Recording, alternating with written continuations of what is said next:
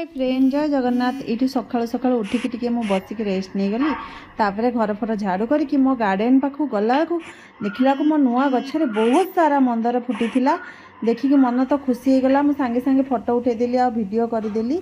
तापर देखो ये मोर गचर छोट छोट टगर भी फुटी तापर येलो कलर मंदार भी गोटे दुटा फुटी आ गोलाप भी होता देखिक मन खुशी हो गला। गाधुआ पाधुआ करके ठाकुर पूजा करनेली तापर ब्रेकफास्ट बनै नेली पास्ता गरमा गरम पास्ता बनै सारिकी मु आ मो हस्बैंड बसिगलु दुई जन ये गरमा गरम पास्ता खाइलु।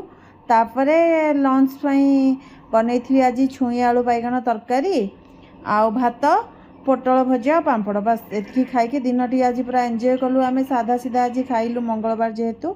तापर जेहेतु काली प्रथमाष्टमी थिला मु चाउल भिजई नहीं ताकू बाटिकी रेडी करदेली काली बाटिकी थोईदेले टिके भल लगे ना।